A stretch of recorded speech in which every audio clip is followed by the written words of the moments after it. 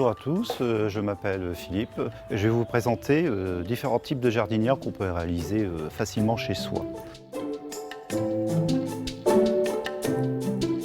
Alors ici on a une jardinière type feuillage.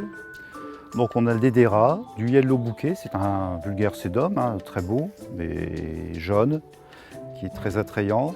Une chaire, crème brûlée, et puis un Ocus mollus. Voilà.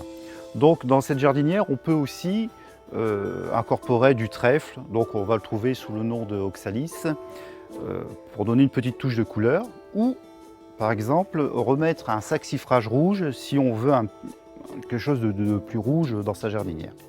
Voilà. Donc ça c'est une jardinière type feuillage. On a ici une jardinière type fleurie, hein, c'est la traditionnelle que tout le monde connaît. Donc ici on a du dahlia, du lierre retombant double, un petit géranium rose et une verveine vépita qui devient rampante, mais là elle va être utilisée pour être redescendue devant la jardinière. Voilà.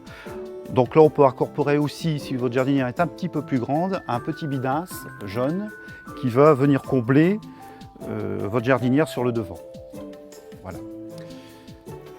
Donc dans ce type de jardinière, on trouve pas mal de plantes descendantes pour donner un petit peu de couleur. Donc ici on a du surfina. Dans le surfina on trouve aussi du blanc, on trouve aussi du rose. Et pour les personnes qui préfèrent des jardinières avec du feuillage, on a de l'hypomée. Donc ici c'est de l'hypomée blackie. On la trouve aussi sous forme beaucoup plus verte. Voilà.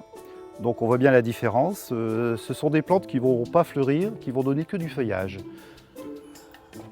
Pour les personnes qui préfèrent un petit peu de blanc, on peut utiliser aussi une Alice lobularia blanche, voilà, qui va redescendre. Donc ici on a une Alice lobularia blanche et on en a une autre qui est très jolie aussi, en style panaché. Voilà, on voit bien la différence. Ils sont très jolis tous les deux. Donc l'avantage de ces Alices là, c'est des Alices issues de bouture qui ne vont pas faire de graines. Donc la plante ne va pas s'épuiser et va fleurir pendant toute la saison jusqu'au mois de septembre par là. Ça risque de descendre jusqu'à 1 mètre, facilement 1 mètre, si votre jardinière est assez grande. Voilà. Après, on a des jardinières qu'on peut réaliser chez soi aussi, avec du thym, du persil et de la ciboulette, donc des jardinières condimentaires. Et là-dedans, pour égayer un petit peu la chose, on peut aussi incorporer un saxifrage ou une autre plante pour donner quand même une petite note de couleur, que ça ne soit pas trop vert. Voilà. Alors dedans, on a aussi, je voudrais parler d'une petite plante, le cirpus. Le cirpus est une plante très jolie, très fine, qu'on peut aussi incorporer. Bien sûr, ça ne va pas se manger, mais ça peut décorer votre jardinière avec les plantes condimentaires.